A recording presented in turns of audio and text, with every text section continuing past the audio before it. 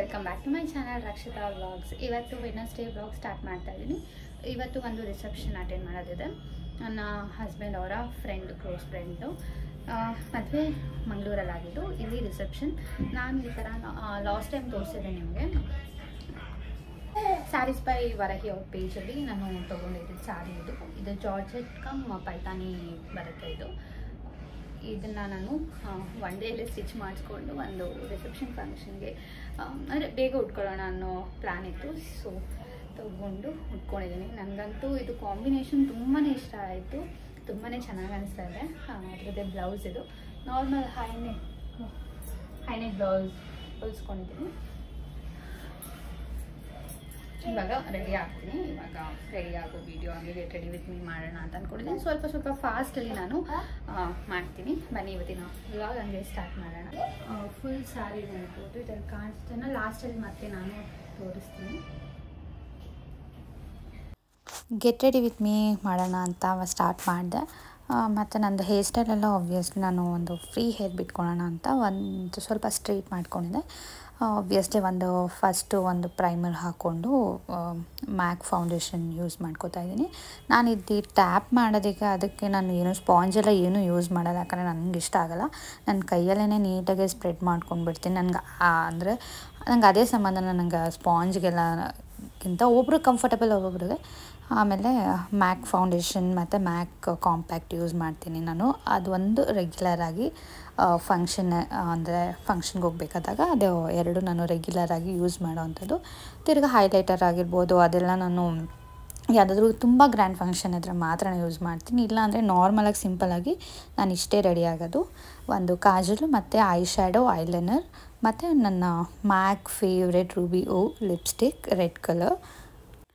ಒಂದು red colour bindi ಇಟ್ಕೊಂಡು full ready ಆದೆ. ಸಿಂಪಲಾಗಿ ಒಂದು 5 ನಿಮಿಷದಲ್ಲಿ, ಒಂದು 5 ರಿಂದ 10 ನಿಮಿಷ ಅಷ್ಟೇ ರೆಡಿ ಆದೆ. ಹುಡುಗರೆಲ್ಲ ಆ ಕಡೆ ಟಿ ವಿ ನೋಡಿಕೊಂಡು ಅವರು ಇದ್ದರು. ನನಗೇನು ಡಿಸ್ಟರ್ಬ್ ಮಾಡ್ತಾಯಿಲ್ಲ. ನಕ್ಷಿತ್ ಮಾತ್ರ ಅವಾಗವಾಗ ಬಂದು ನೋಡ್ಕೊಂಡು ಹೋಗ್ತಾಯಿದ್ದ.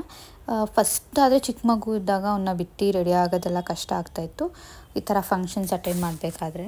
ಇವಾಗ ಏನು ಅಂತಂದರೆ ಅವರು ಏನಾದರೂ ನೋಡಿಕೊಂಡು ಆ ಕಡೆ ಆಟ ಆಡ್ಕೊಂಡು ಆ ಕಡೆ ಇರ್ತಾರೆ. ಈಗ ಆಲ್ಮೋಸ್ಟ್ ಫೇಸ್ಗೆಲ್ಲ ರೆಡಿ ಆಯಿತು. ಹೇರ್ ಸ್ಟೈಲಿಂದ ಫ್ರೀ ಹೇರ್ಸ್ ಅಂದ್ಕೊಂಡಿದ್ದೀನಿ. ಇವಾಗ ಒಡವೆನು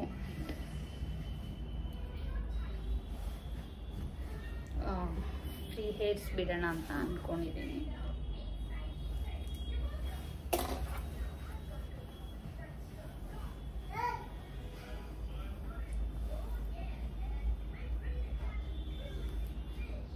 ಅಷ್ಟೇ, ರೆಡಿ ಆಯಿತು.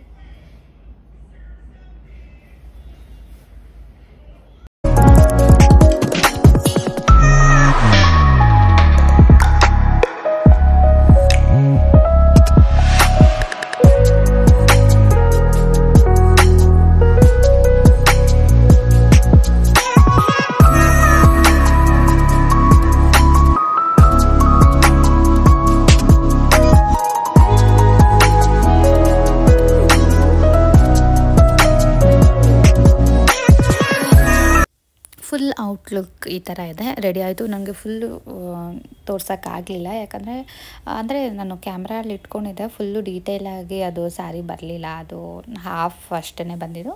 ಬಟ್ ನನಗಂತೂ ನಾನು ಎಷ್ಟು ಸತಿ ನೋಡಿಕೊಂಡ್ರೂ ನನಗೆ ಚೆನ್ನಾಗಿ ಅನ್ನಿಸ್ತಾಯಿತ್ತು. ಸ್ಯಾರಿ ಕಾಂಬಿನೇಷನ್ ಆಗಿರ್ಬೋದು ಎಲ್ಲನೂ ಅಷ್ಟೇ.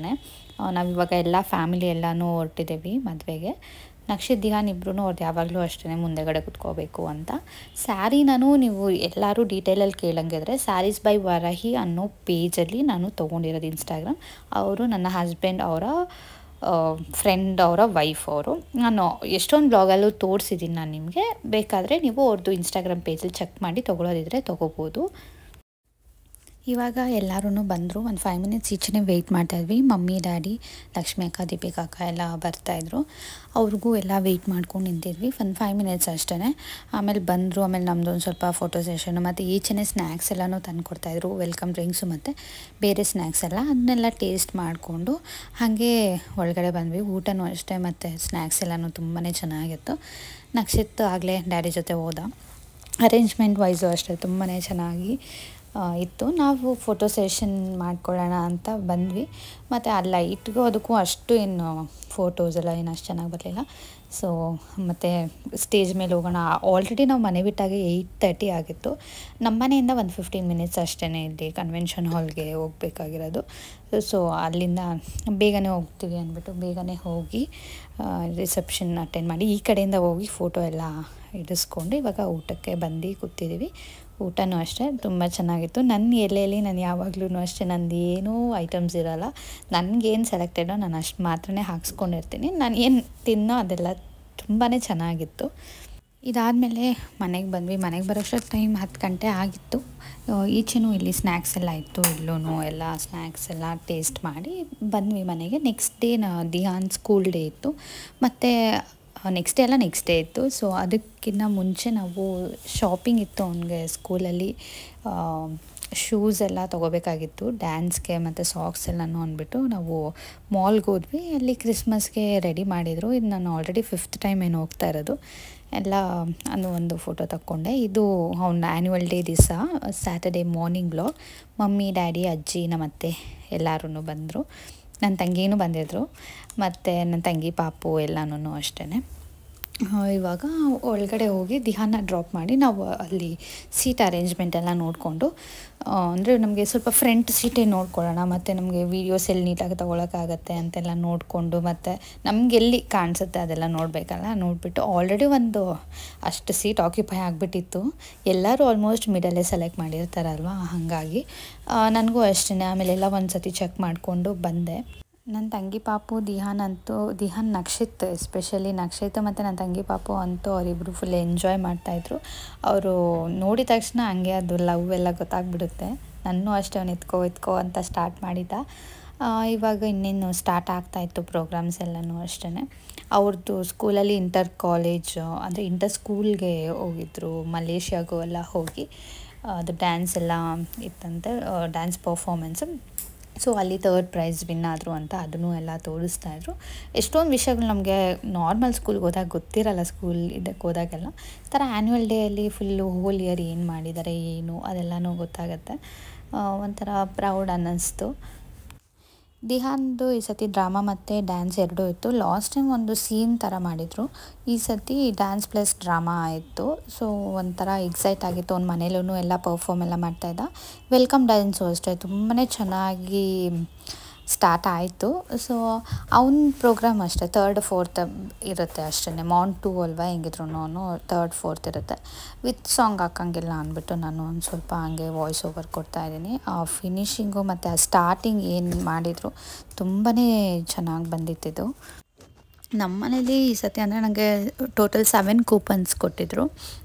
7 ಕೂಪನ್ಸಲ್ಲಿ ನಾವು ಎಷ್ಟು ಜನ ಮತ್ತು ನಮ್ಮ ಮಮ್ಮಿಯವ್ರು ಎಷ್ಟು ಜನ ಬರ್ಬೋದು ಏನು ಅಂತೆಲ್ಲ ಪ್ಲ್ಯಾನ್ ಮಾಡಿಕೊಂಡು ಎಲ್ಲ ಹೋಗಿದ್ದು. ಮತ್ತು ನಮಗೆ ಯೂಟ್ಯೂಬಲ್ಲೂ ಲಿಂಕ್ಸ್ ಇತ್ತು.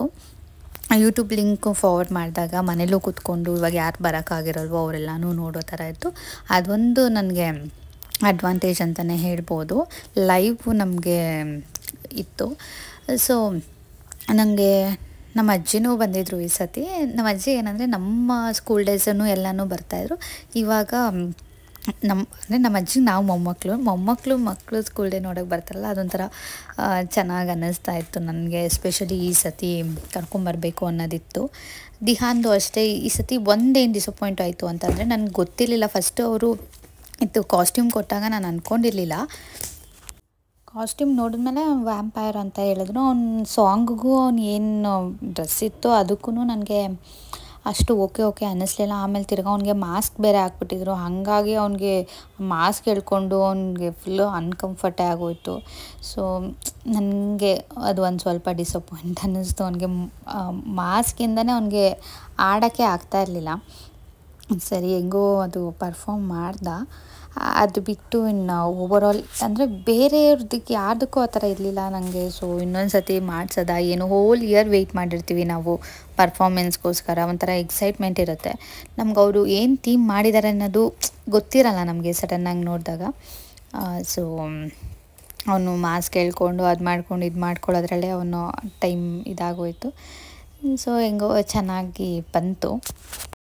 ಅದಾದಮೇಲೆ ಲಂಚು ಅಷ್ಟೇ, ಲಂಚೆಲ್ಲ ಸ್ಟಾರ್ಟ್ ಆಗೋಷ್ಟೊತ್ತಿಗೆ 2 ಗಂಟೆ ಆಯಿತು. ಲಂಚು ಅಷ್ಟೇ ಅಕ್ಕಿ ರೊಟ್ಟಿ ಮತ್ತು ಮೊಳಕೆ ಕಾಳು ಗೊಜ್ಜು ಥರ ಮಾಡಿದರು. ಮತ್ತು ಒಂದು ಸ್ಟಾರ್ಟರ್ಸು, ಒಂದು ಸ್ವೀಟು, ಒಂದು ಪಲಾವ್ ಥರ, ಮತ್ತು ಐಸ್ ಕ್ರೀಮ್ಸು, ಮತ್ತು ಫ್ರೂಟ್ ಸಲಾಡು, ಮತ್ತು ಚಾಕ್ಲೇಟ್ ಸಾಸ್, ಅದು ಬಿಸ್ಕೆಟ್ ಥರದ್ದೇನೋ ಕೊಟ್ಟಿದ್ರು. ಇದಾಗಿತ್ತು ಇವತ್ತಿನ vlog. Thank you for watching.